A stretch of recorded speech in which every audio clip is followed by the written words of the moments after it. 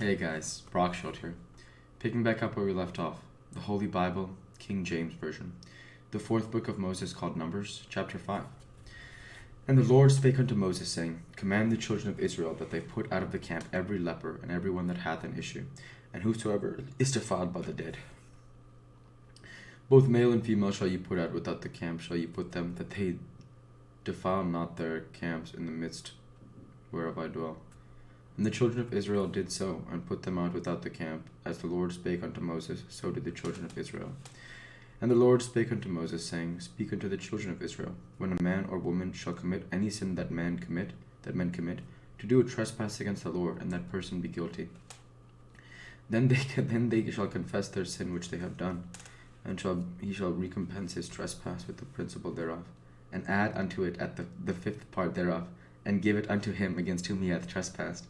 But if the man have no kinsman to recompense the trespass unto, let the trespass be recompensed unto the Lord, even to the priest, beside the ram of the atonement, whereby an atonement shall be made for him.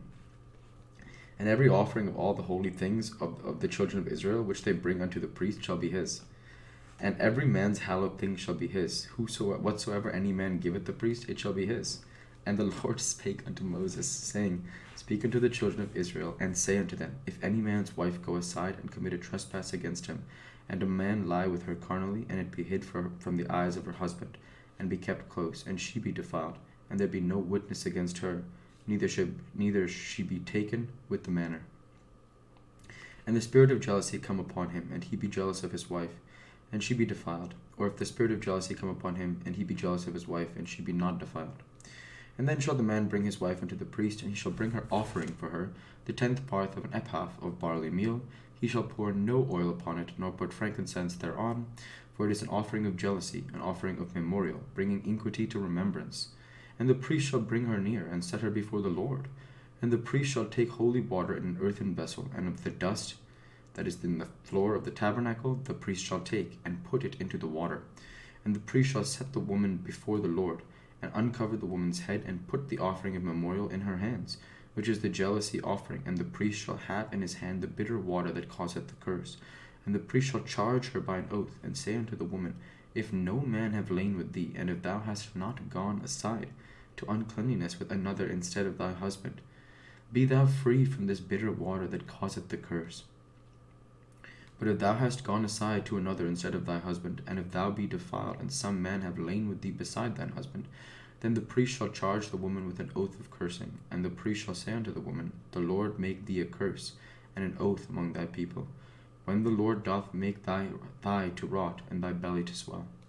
And this water that causeth the curse shall go into thy bowels, to make thy belly to swell, and thy thigh to rot. And the woman shall say, Amen, Amen. And the priest shall write these curses in a book, and he shall blot them out with the bitter water. And he shall cause the woman to drink the bitter water that causeth the curse, and to the water that causeth the curse shall enter into her, and become bitter. Then the priest shall take the jealousy offering out of the woman's hand, and shall wave the offering before the Lord, and offer it upon the altar. And the priest shall take a handful of the offering, and even the memorial thereof, and burn it upon the altar, and afterward shall cause the woman to drink the water. And when he hath made her to drink the water, then it shall come to pass that, if she be defiled, and have done trespass against her husband, then the water that causeth the curse shall enter into her, and become bitter, and her belly shall swell, and her thigh shall rot, and the woman shall be a curse among her people. And if the woman be not defiled, but be clean, then she shall be free, and shall conceive seed. This is the law of jealousies, when a wife goeth aside to another instead of her husband, and is defiled.